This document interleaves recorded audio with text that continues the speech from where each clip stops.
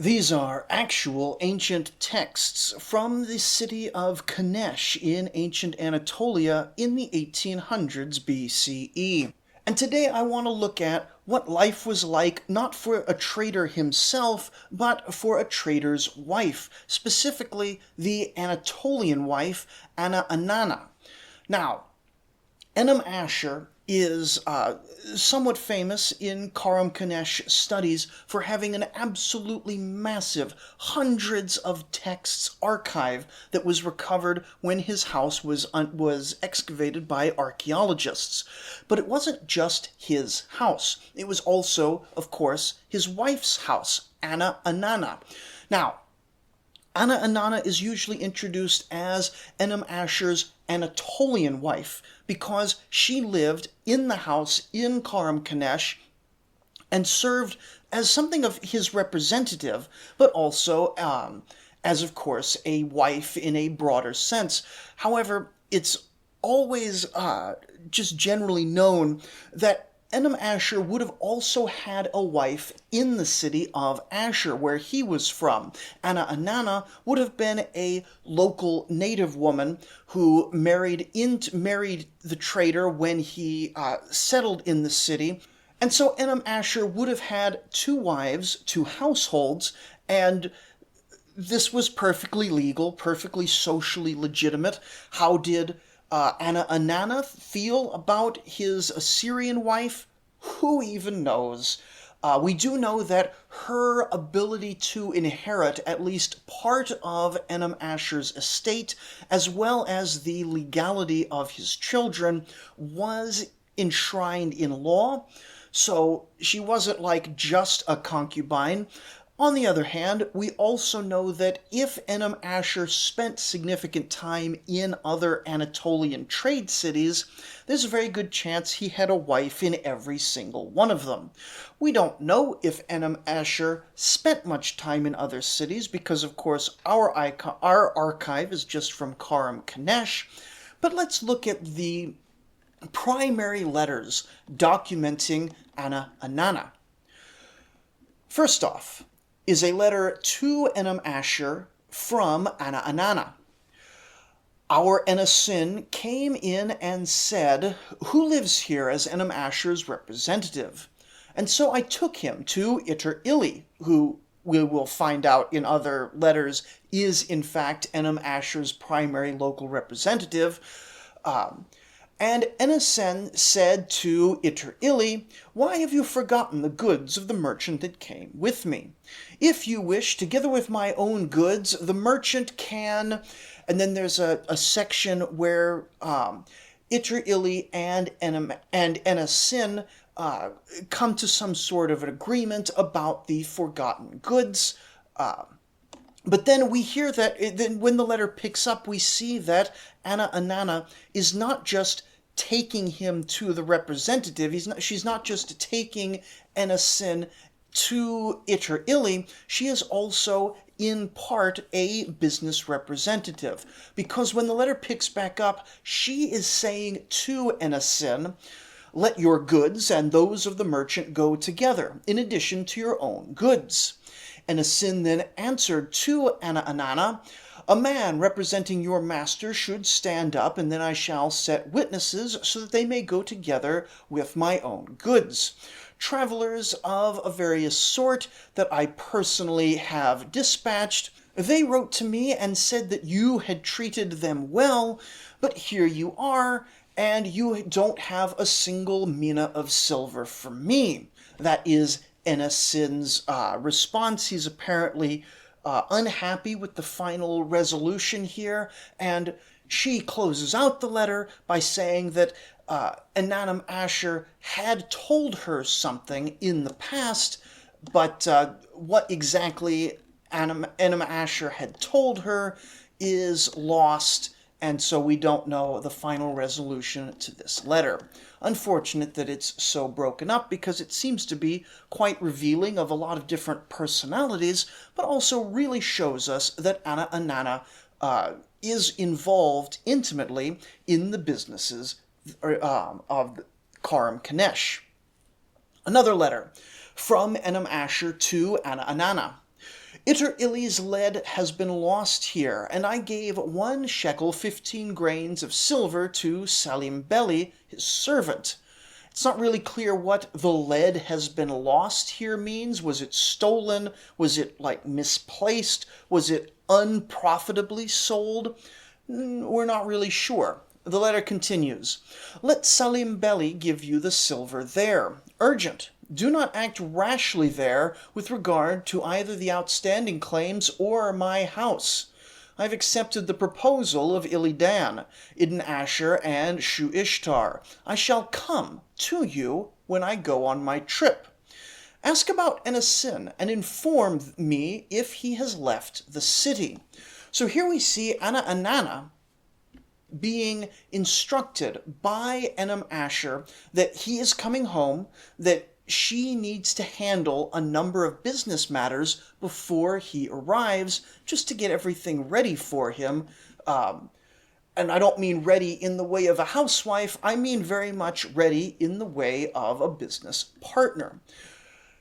We get a letter from Asher Tab, whose identity is unknown, to Anana. Asher Tab says, as to the 16 shekels of silver that you sent me, he made purchases after his own will without asking me. I personally bring you a saptinu, which sounds quite a lot like Anana has done business on her own, sending money to Asher Tab, and Asher Tab then sent that money to someone else who made unwise purchases with it and lost the profit. However, he is bringing her a present of some sort of local textile. Does that make her happy? Nobody knows. We do have a letter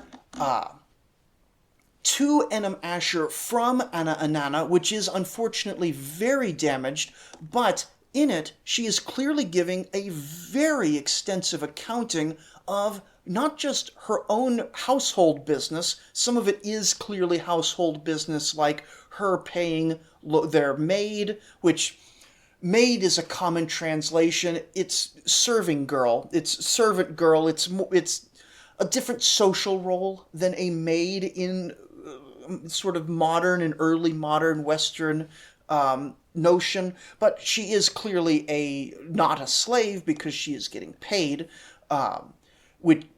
If she was just a slave, she wouldn't be getting paid, but she would still appear in these logistical tablets as somebody who's receiving things, but she wouldn't be getting silver, is the point. Anyway, she's also distributing silver and trade goods to a bunch of people. Lakep, who's showed up a lot in these texts. And at the end of all of this accounting, the one part that we can clearly read does say that after Enam Asher had sent a letter instructing in a lot of the things that she's discussing in this logistical text that's very broken, she received a few more messages from people. She's updating him on a lot of these messages, which again are broken, but the very last one that we can read says, we owe 1 2/3 mina, 5 shekels of silver to somebody, to Kushara specifically, who has been apparently coming around and asking for the debt to be paid. And she is saying, please send the silver as soon as possible so that I can pay Kushara, because the interest must not increase. A very astute lady here. We do have another letter that is to Manuki Asher and Anana from Enam Asher. So he is sending business instructions both to his wife and to Manuki Asher, who is a business partner in his larger dealings. Salim Wardi brings 1.5 mina silver and 5 shekels of gold under my seal to Iter Ili. In accordance with something, Salim Wardi and Iter Ili should do something. This part's broken. Send to me something that's also broken. I will await this. Also, take care with my grain. Handle it in accordance with my instructions. Both the grain and the silver should be dealt with. This part's broken, but it does seem that the grain and silver should be possibly sold off or traded or distributed appropriately. Inform me is how it ends, with basically saying, however you dispose of the grain and the silver, let me know how things went.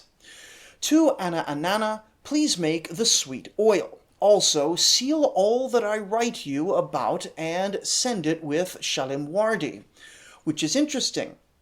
Anna is not just a business manager, she is also making sweet oil for him. This is not like, hey, make me this lunch because I'm hungry and I really like your home cooking. No, this is, sweet oil would have been a trade good. She is making a tradable amount of sweet oil for her husband's enterprise. Also, she is expected to seal all that I write you about and send it with Shalimwardi, which leaves very open the question of whether this Anatolian native woman, a second wife at best, was or was not literate. She is clearly involved in logistical work. Was she writing it herself? There's no clear way to know, because a lot of the time the verbiage of write me this, seal me a letter, does implicitly assume that there is some sort of scribe involved as a silent partner there. Anyway, the letter closes with, write me about the affair concerning Lakep, which we heard in 2 episodes ago that Lakep has a lot of affairs concerning him. To Manuki Asher, which is sort of a postscript, I shall bring the proceeds from your textiles when I arrive. Again, we're seeing that Enam Asher is taking other people's goods with him and selling them off and then returning the proceeds, and he's often relying on other people to do the same for you. A final letter here to Manuki Asher and Anna from Enam Asher. It reads, Akali, Asher Malik's slave, is bringing you under my seal 1 tablet from the Gate of the god concerning 9.5 minas, 3 shekels of silver, with the testimony of Alulaya and Lakep, plus 1 tablet concerning 5 talents of copper from Kura's debt. Let them remain there with Anna. There, being in Kanesh, Ewari Musa should take care of the outstanding claims of the man from Tumlia.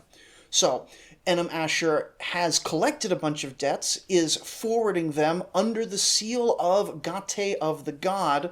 Who is Gate of the god? Someone religious, at least. So, religious temples, religious figures were often seals of debt. Like a priest would come or some sort of holy man would come and watch over a debt proceeding to sort of solidify it, make it official.